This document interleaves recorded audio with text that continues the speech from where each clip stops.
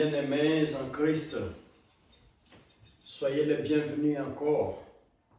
Soyez nombreux pour cette prédication.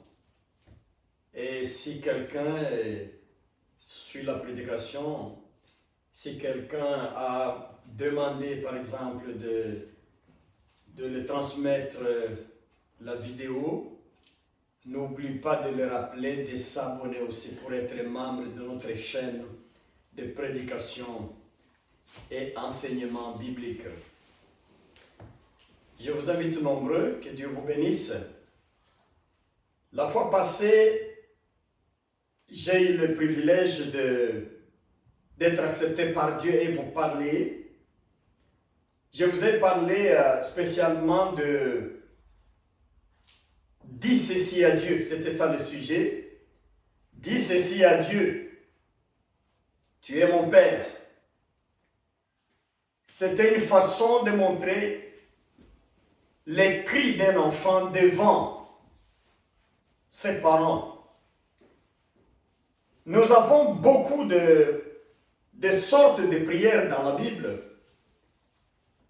Mais à mon avis, chaque prière est indiquée à une circonstance donnée. On ne fait pas n'importe quelle prière. On ne peut pas l'adapter à n'importe quelle circonstance.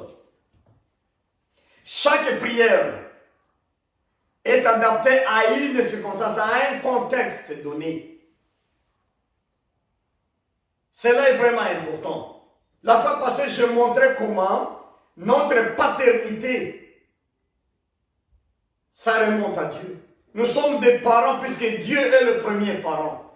Nous sommes des pères puisque Dieu a été père et il est père. Il sera toujours le père de l'humanité. Vous êtes de maman, tu es maman, puisque Dieu a commencé à être parent. C'est à lui que reposent toutes les notions de paternité, toutes les notions de père et mère. Ça vient de Dieu. Quand tu te présentes avec un ton, un cri d'enfant devant Dieu, il est alerté. C'est ce que j'ai montré en Matthieu 7,7 la fois passée.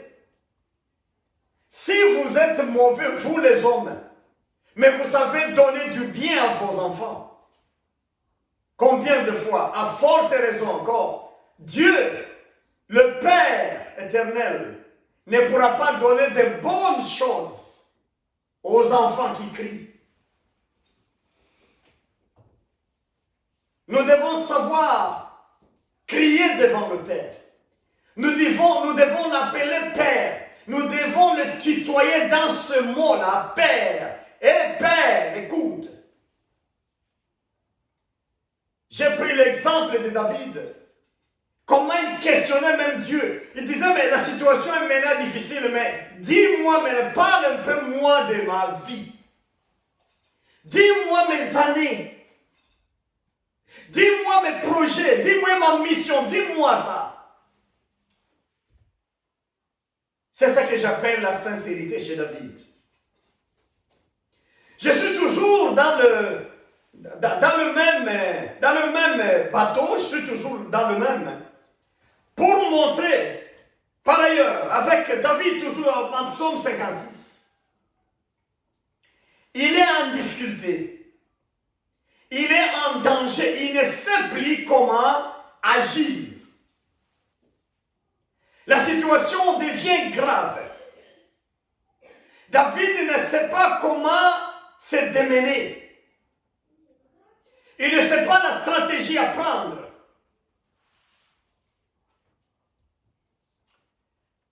Mon frère, ma soeur, écoute. Nous enseignons le combat spirituel. Le combat spirituel est large. Chanter, c'est un combat spirituel. Prier, c'est un combat spirituel. Faire des bonnes œuvres, c'est un combat spirituel. Mais dans le sens d'attaque au diable, d'attaque ciblée au démon, d'attaques ciblées aux sorciers, aux satanistes. Là, ça demande la prière de vigueur, la prière de force physique et force morale. C'est pourquoi chaque fois que nous voulons faire des attaques de cette sorte, eh bien, nous invitons les gens à s'élever. Nous les invitons à prendre de bonnes positions dans une bonne corpulence. Et là, nous faisons des gestes.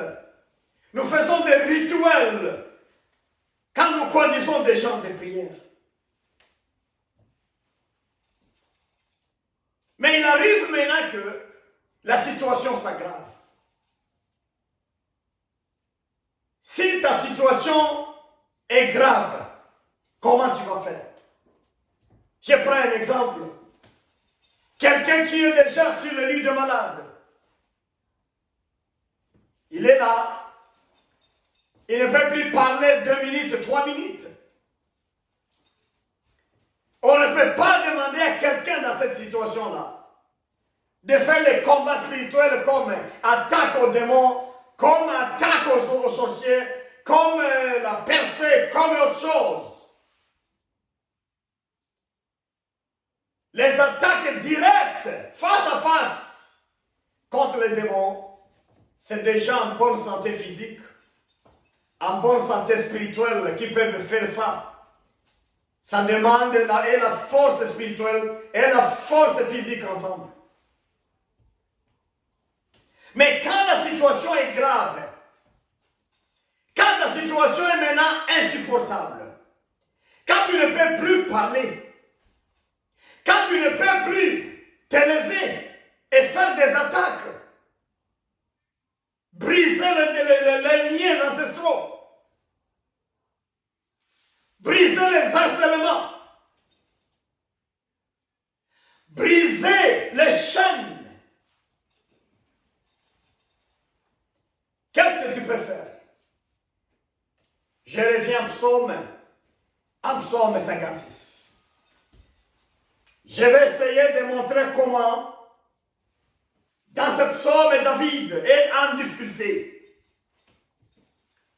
La Bible nous dit ceci, je suis en traduction de Louis II.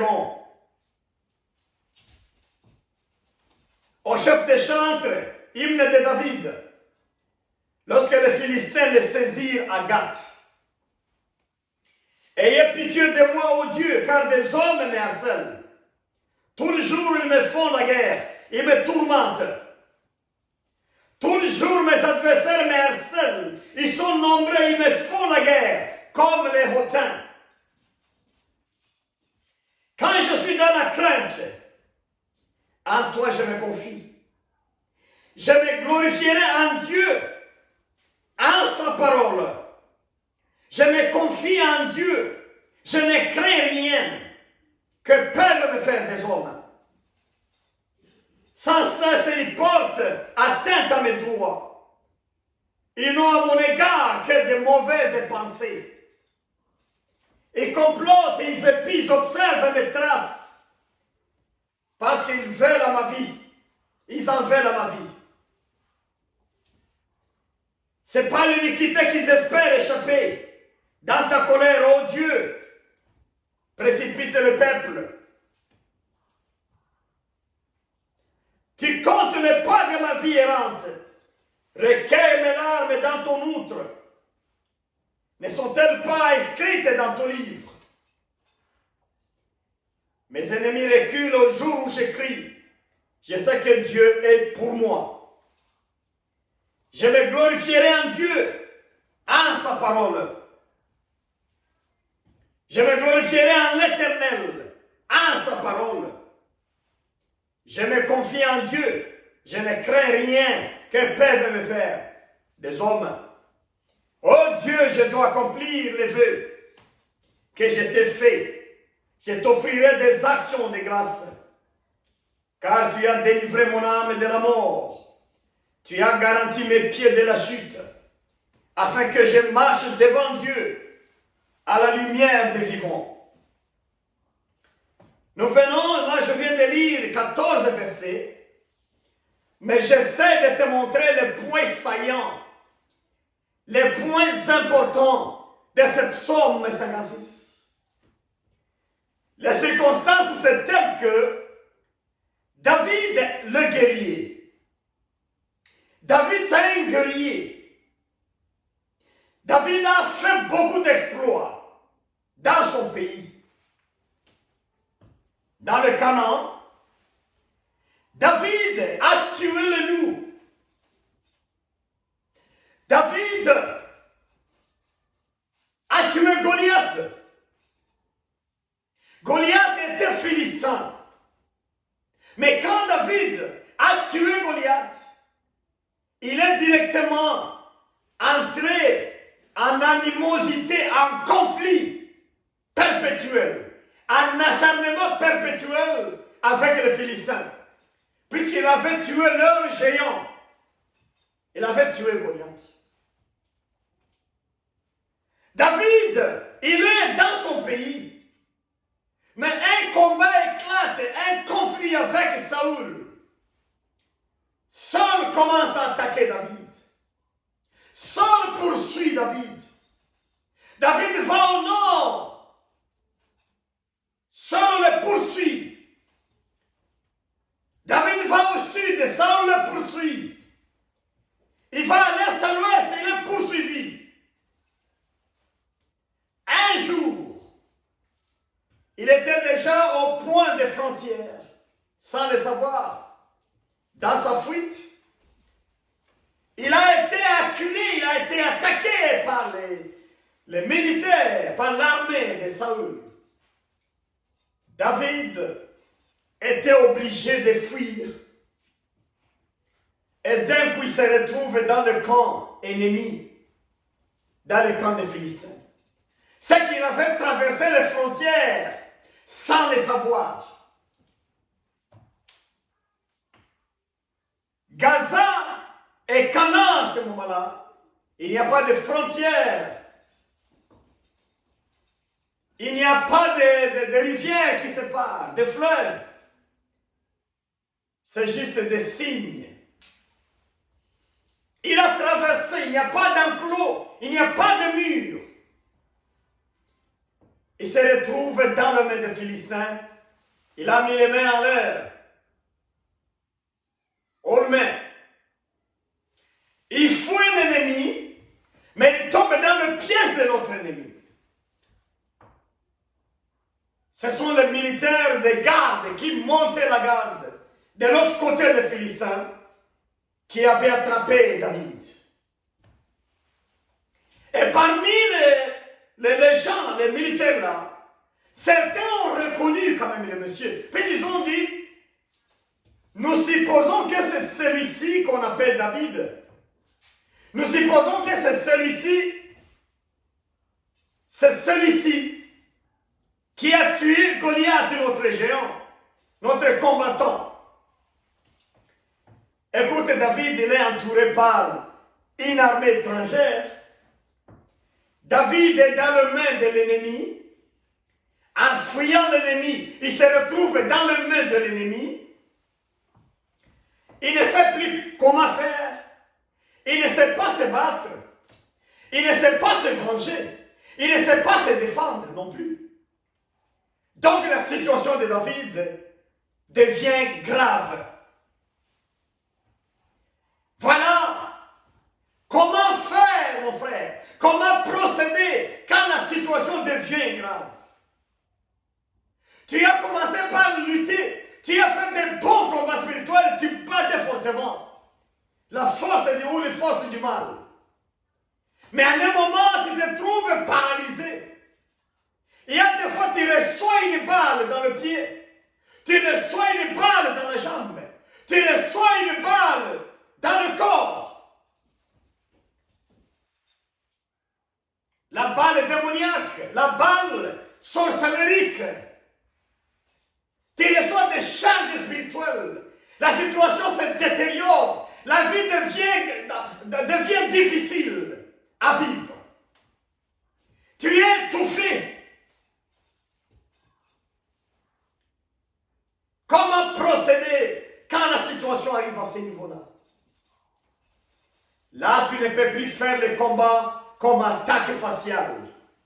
David, il est dans les mains de l'ennemi, il est encerclé,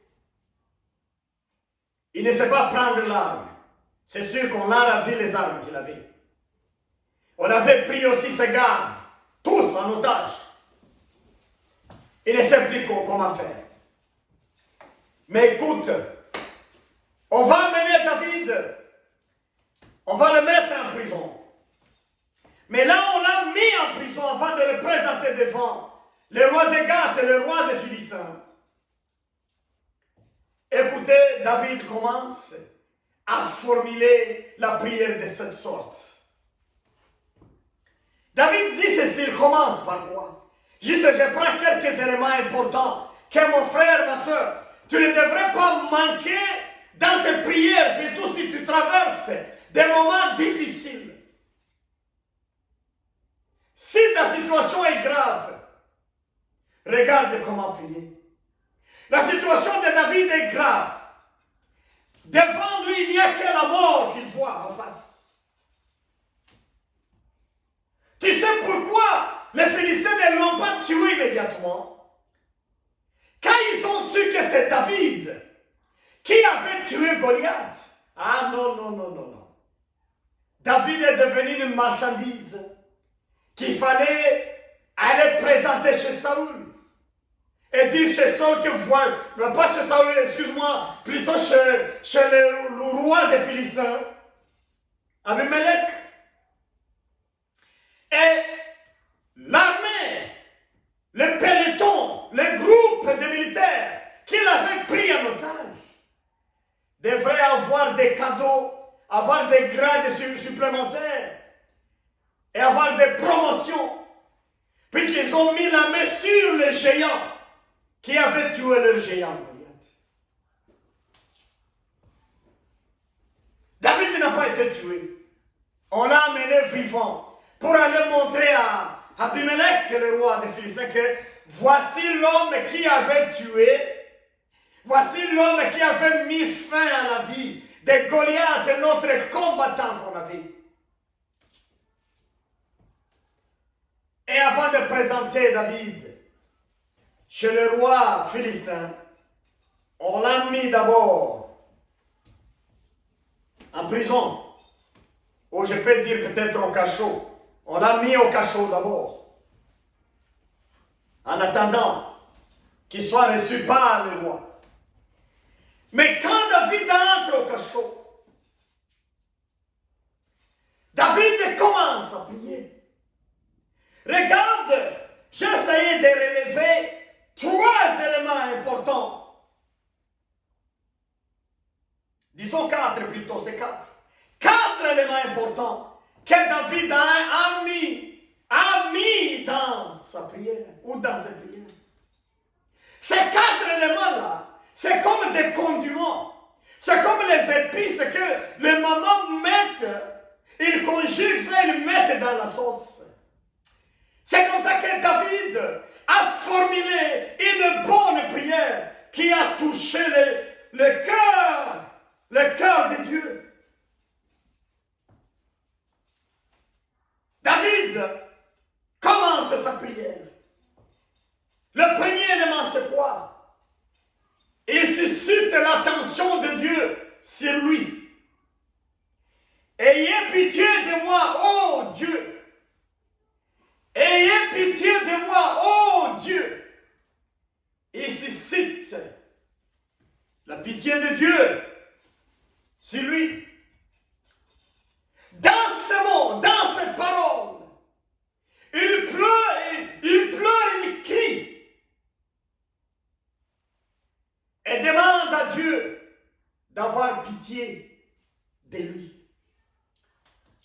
Nous avons des langages, ça dépend des langues.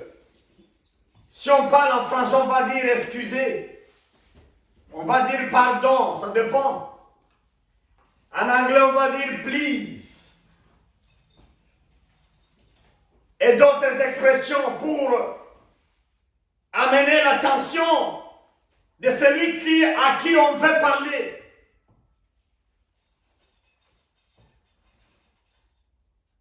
David, il vient ici, il a choisi le mot de pitié. Ayez pitié. Ayez pitié. Quelqu'un peut te pardonner, mais sans pitié.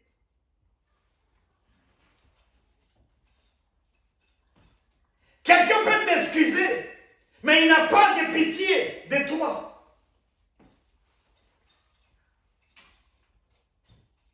Quelqu'un peut te tolérer, mais il n'a pas de remords d'amour. Il n'a pas de compassion en lui. Devant ta personnalité. Ou devant ta personne.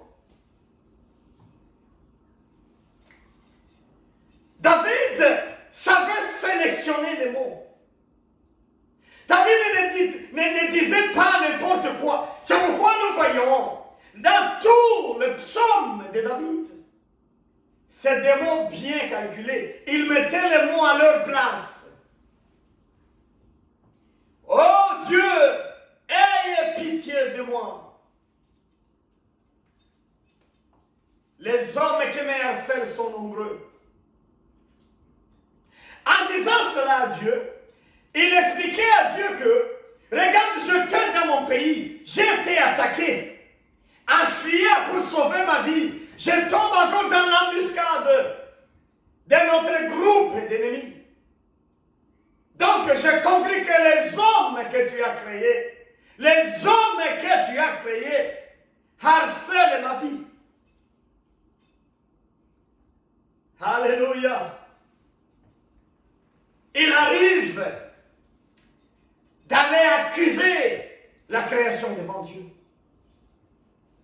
D'aller accuser le mal devant Dieu.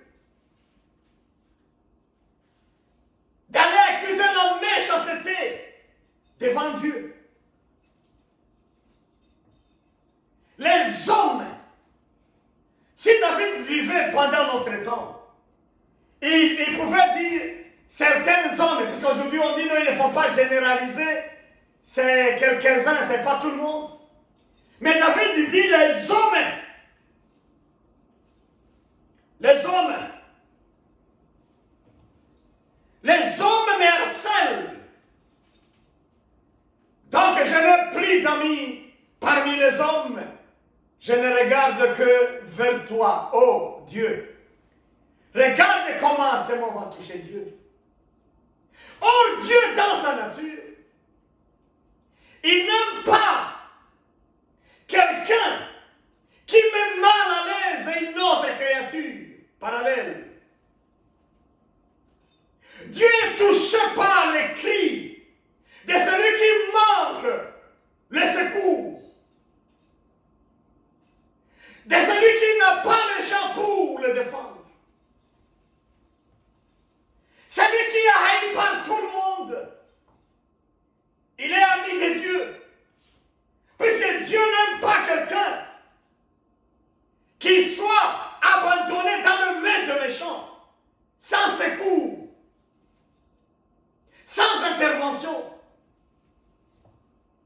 David se retrouve dans cet état de choses où il est abandonné dans le main de méchants et il n'a personne pour le défendre. C'est ton cas, ma soeur. Ta situation est grave maintenant. Tu te retrouves entouré par de mauvaises personnes.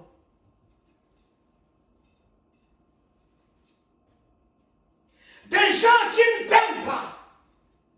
Regarde la caractéristique de ces gens-là. David commence à défendre, c'est comme une thèse qu'il défend. Les gens qui me harcèlent, oh Dieu, ils sont nombreux.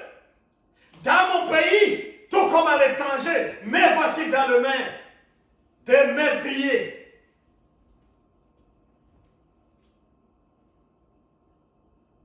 Ces gens portent atteinte à ma vie. Ils portent atteinte à mes droits. David.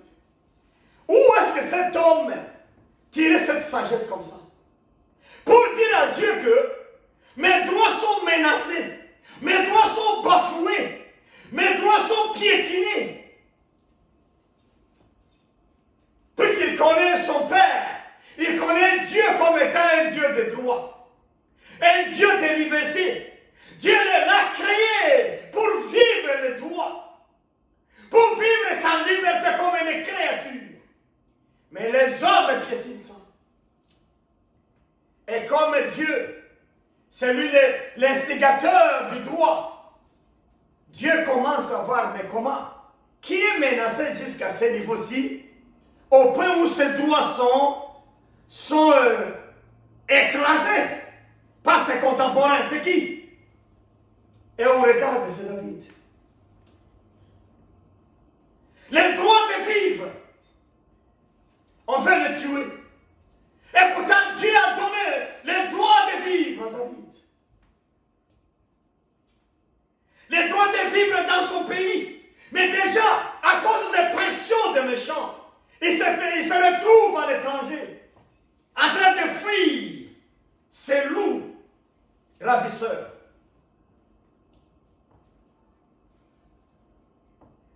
Oh, David, il réclame ses droits. Si tu as suivi mon frère ou ma soeur, ma prédication la fois passée, je te disais qu'il faut mettre Dieu devant ses responsabilités, comme Père et comme Créateur. Dieu ne devrait pas te créer sans mission. Dieu ne devrait pas te créer sans affectation. Dieu ne devrait pas te créer, t'envoyer sur la terre sans destinée. Écoutez, il y a une mission que tu connais ou que tu ne connais pas encore. Il y a une destinée, une grande destinée, derrière toi ou devant toi, que tu ne connais pas encore. Il n'y a pas de malheur comme quelqu'un ou quelqu'une qui ignore la destinée devant lui.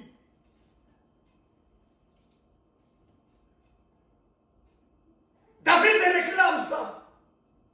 Ces gens portent atteinte à mes droits. Ils portent atteinte à mes droits. C'est qu'ils me privent la liberté. Je suis maintenant immigrant à cause de ces gens-là. Je suis maintenant prisonnier à cause de ces gens-là. Oh, écoutez, Église, écoutez, chers frères et sœurs. Tu as droit à la bonne santé. Écoutez. Mais regarde comment la sorcellerie s'est arrangée. Regarde comment la sorcellerie s'est arrangée pour venir déposer une maladie grave dans ton corps.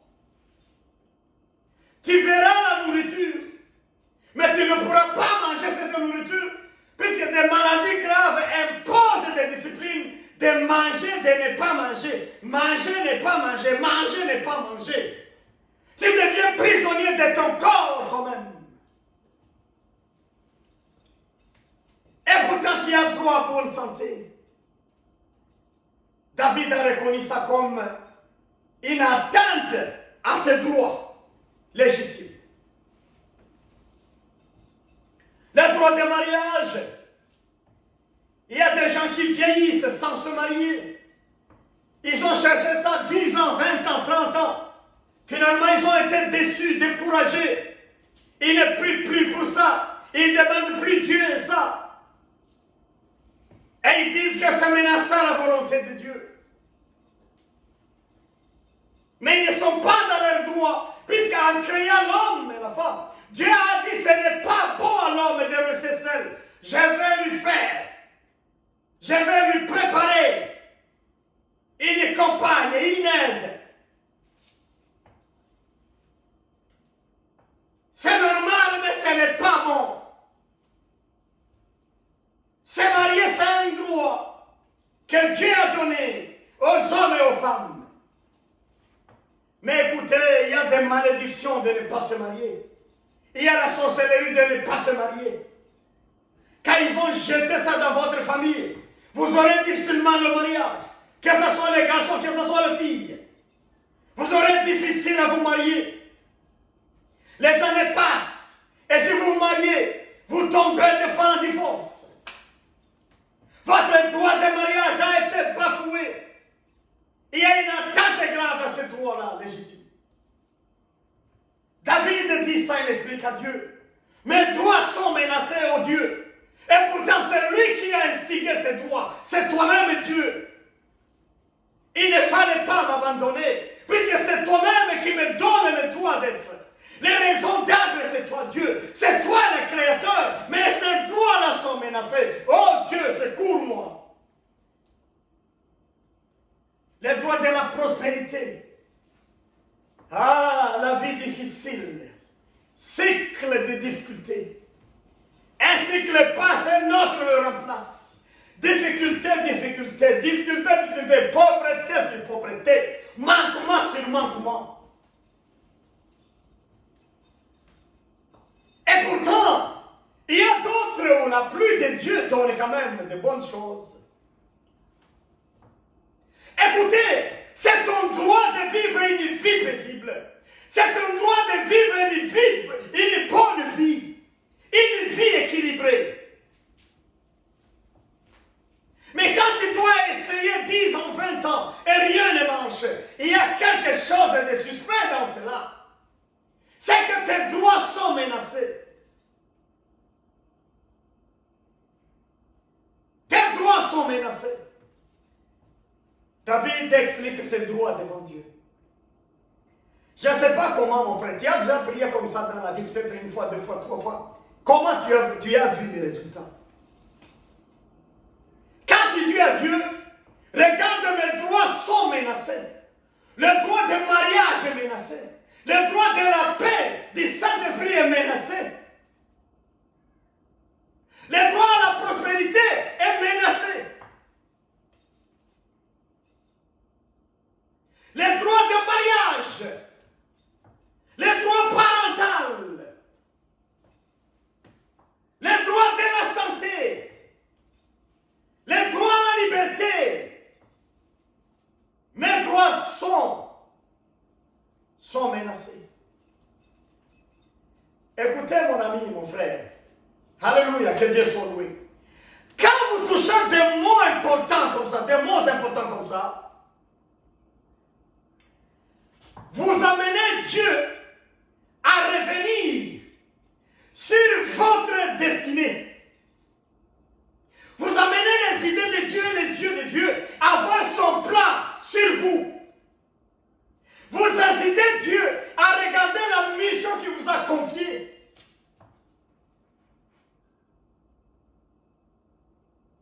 Il faut bien prier.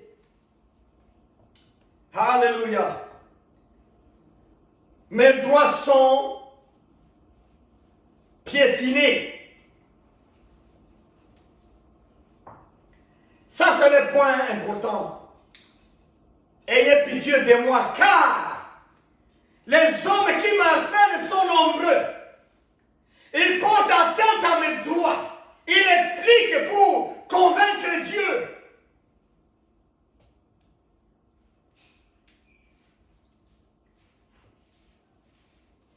Alléluia.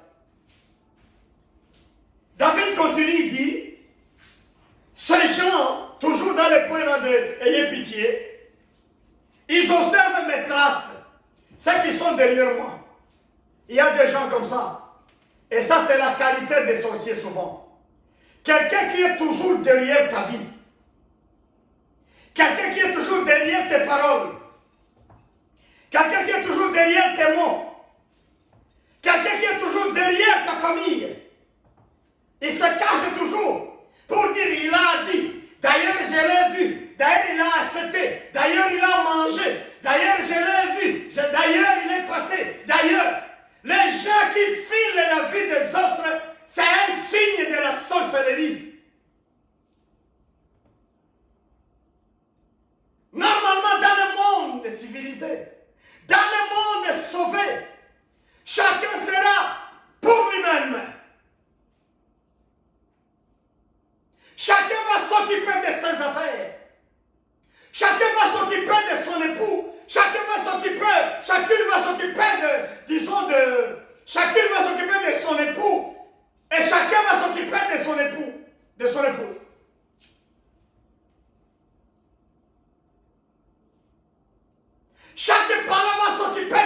enfants. Chaque famille va s'occuper de sa vie. Mais on connaît des pays, on connaît des cultures où les gens sont toujours derrière les autres. Toujours derrière les autres. Toujours derrière les autres. Il a fait, il a dit, on l'a vu, il a fait. David explique ça à Dieu. Ils sont toujours derrière mes traces pour examiner, pour chercher là où ils vont me faire tomber. C'est des sorciers. La sorcellerie. Les gens pensent qu'il faut être spirituel pour identifier un sorcier. Qu'il faut le voir dans les songes et rêves pour l'identifier. Ce n'est pas toujours ça. Les comportements, il y a des comportements sorciers. Quelqu'un qui a toujours les noms des autres dans sa bouche est toujours négatif chez les autres. Toujours négatif. Soit il est sorcier, soit il est possédé par un démon de la sorcellerie. Il est utilisé par la vraie magie.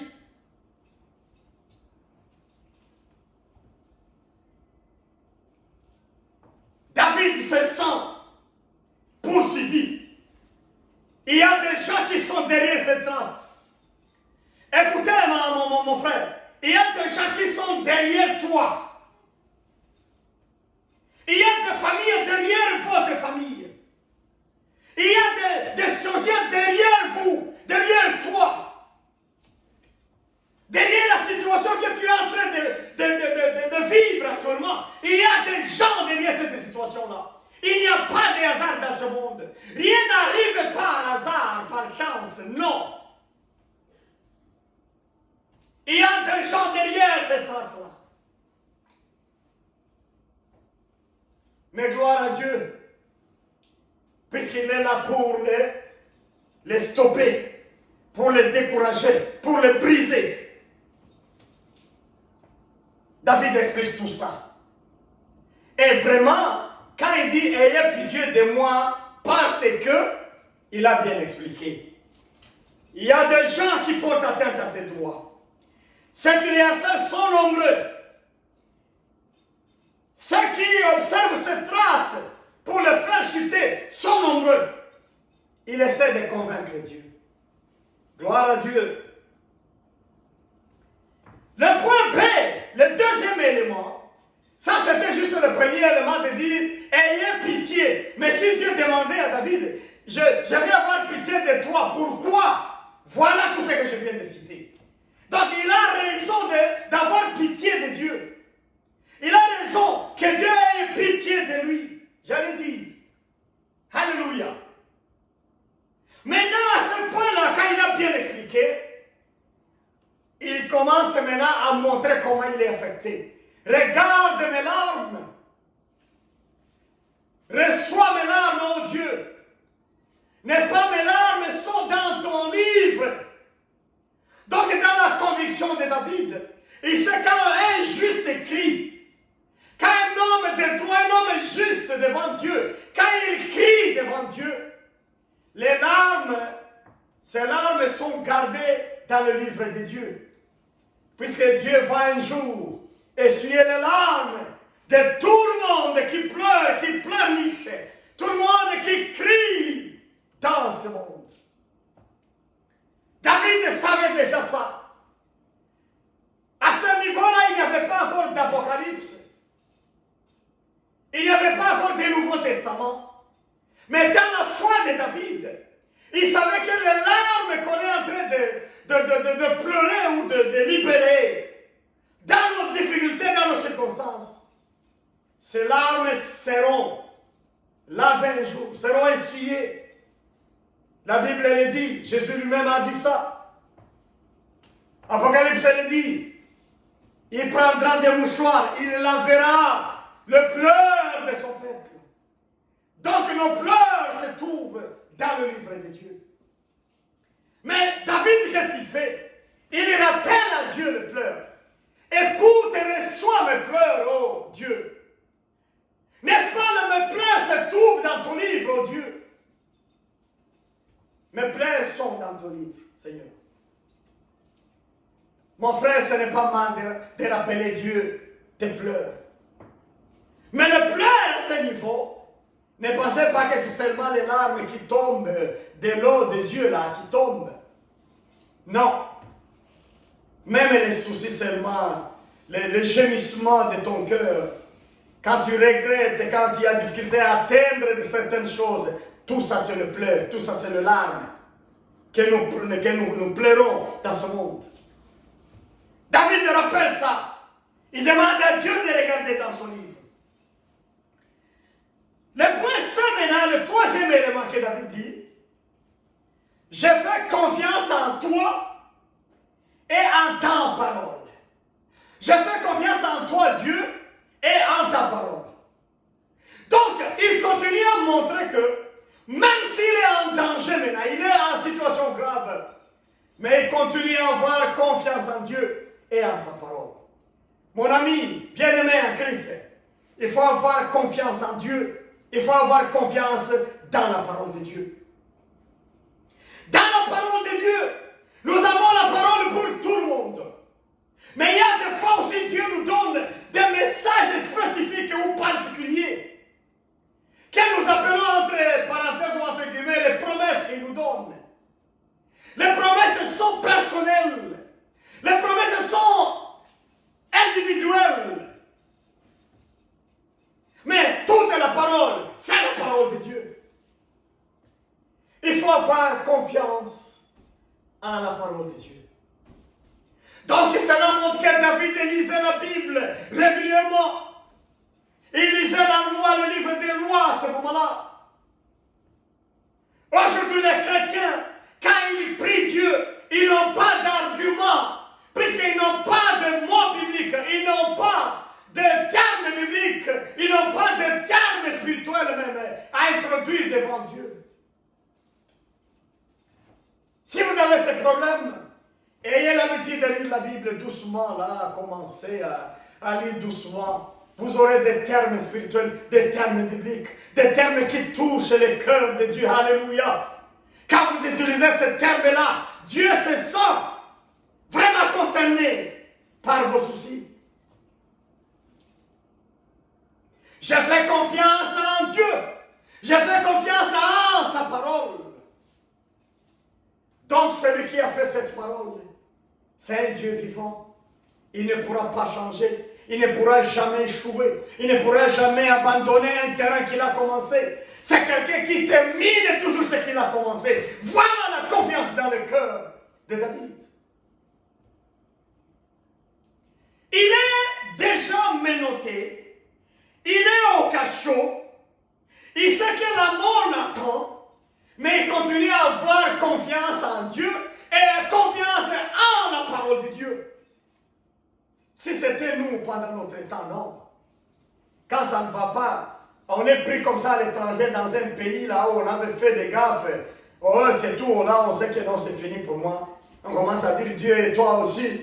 Et pourquoi tu étais distrait quand on m'a pris? Ta protection n'est pas suffisante. Je m'étonnerais, Dieu, que tu puisses me sauver dans cette situation-là. Et ainsi de suite. Beaucoup d'arguments là, insensés. Mais ici, monsieur David, il attend la mort demain. Mais il dit, je fais confiance en Dieu, oh Père. Mais je fais aussi confiance en ta parole. Je connais ta parole, tu n'as jamais abandonné les justes. Je connais ta parole, tu m'as promis de bonnes choses dans ma vie. Et le dernier élément, je dois accomplir mes vœux que je t'ai fait, oh Dieu. Je ferai des actions de grâce. Les vœux. Les vœux. Ça dépasse maintenant les chrétiens aujourd'hui. Il y a beaucoup de prédicateurs qui déconseillent de mettre les vœux devant Dieu. Je ne sais pas pourquoi. C'est parce que maintenant la foi est faible dans ce monde. C'est parce que maintenant la foi est faible dans l'église. La foi est faible dans les chrétiens et chrétiennes. Que les gens ne donnent plus de vœux à Dieu.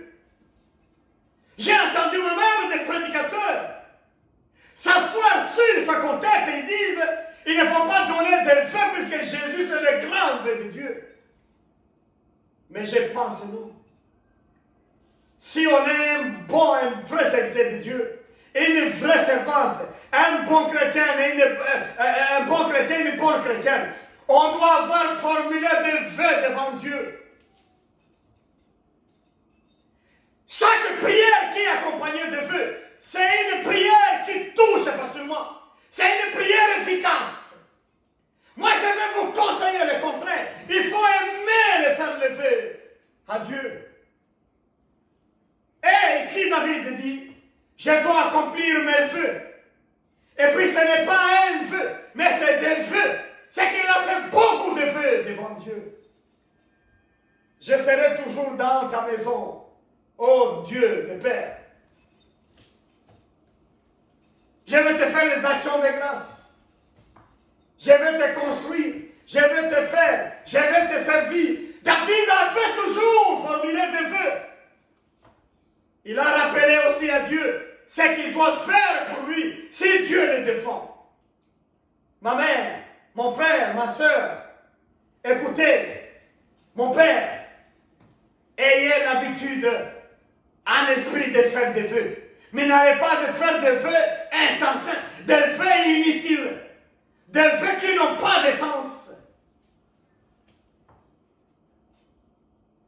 Mais il faut faire des vœux vraiment importants. Quand je dis à Dieu, écoute, donne-moi la force, je te promets de te servir. Ça, c'est un bon vœu à présenter devant Dieu.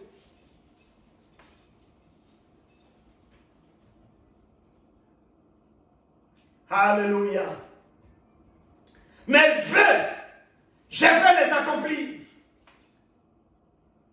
Regardez les 4 éléments importants. Ayez pitié de moi. Il explique pourquoi il négocie. Il négocie la compassion de Dieu. Mes larmes sont nombreuses. Elles sont inscrites dans ton livre, Dieu. Deuxième élément. Faire confiance en Dieu, faire confiance à la parole de Dieu aussi. Troisième élément. Les vœux maintenant. Si tu me sauves, regarde ce que je vais faire aussi, Seigneur. Si tu me sauves de cette maladie, si tu me sauves de ce problème, si tu me sauves de cet état de choses, regarde, je vais accomplir aussi. Seigneur, permets-moi d'accomplir mes vœux. Alléluia. Je sais qu'on a toujours utilisé les vœux comme arme. Et voilà le contexte dans lequel il faut les utiliser. Les vœux les meilleurs. Si tu me donnes la chance de vivre, regarde Dieu ce que je vais faire. Si tu vas gagner mes ennemis, voilà ce que je veux faire. Moi aussi, comme ta créature, voilà ce que je veux faire. Alléluia. Regarde des prières efficaces. Si ta situation est grave, imite les 4 éléments que je viens de citer. Dans la plupart des cas, tu verras qu'il y aura un changement. Que Dieu va intervenir si rapidement dans ta situation. David a prié comme ça. Et demain, on l'a amené devant le roi des Philistins, Abimelech. Et devant lui, on a dit, c'est le monsieur qui avait tué Goliath. Le roi a dit, c'est celui-ci l'homme qui a tué Goliath. Je ne suis pas sûr. Le roi n'était pas sûr, n'était pas impressionné. Rien ne l'a tenté pour accepter que David, c'est quelqu'un qui aurait tué Goliath. Et David a senti en lui des grimaces. C'est comme la pression du Saint-Esprit en lui. Il est tombé en transe devant le roi des Philistins. Il commençait à écrire comme s'il écrit dans l'air comme ça. On lui posait des questions, il ne répondait pas, mais il écrivait à l'air comme un fou là. Il était sous l'auspice de l'Esprit de Dieu. Alléluia. Et le roi a dit, enlève ce monsieur ici.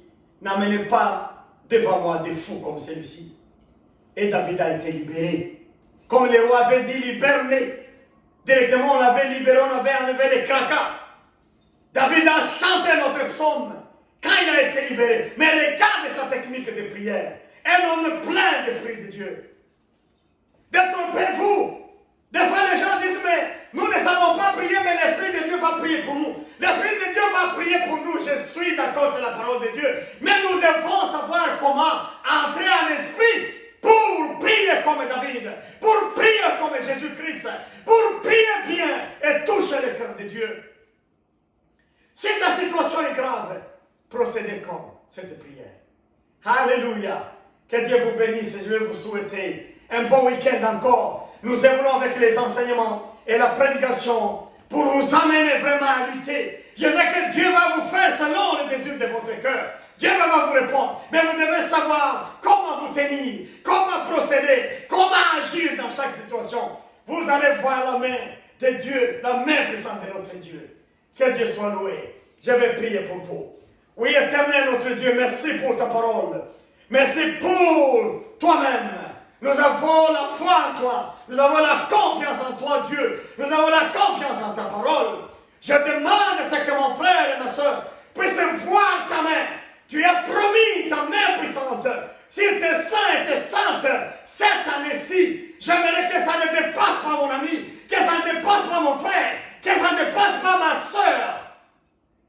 Ils sont encerclés des fois par les forces démoniaques. Il est encerclé par les forces de sorcellerie.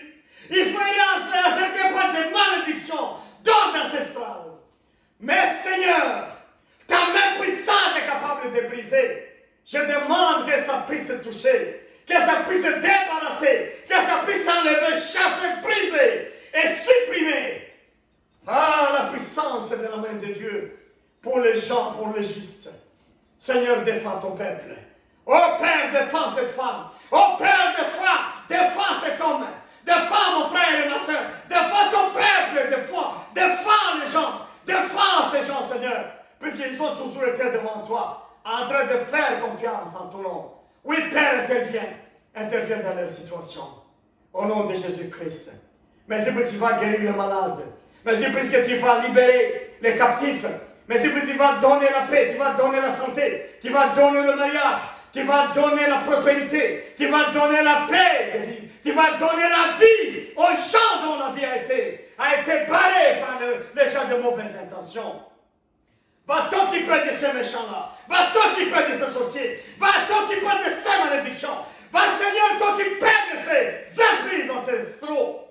Ah, Seigneur, c'est à toi que j'amène la vie de mon frère et ma soeur. En toi, il repose, Seigneur.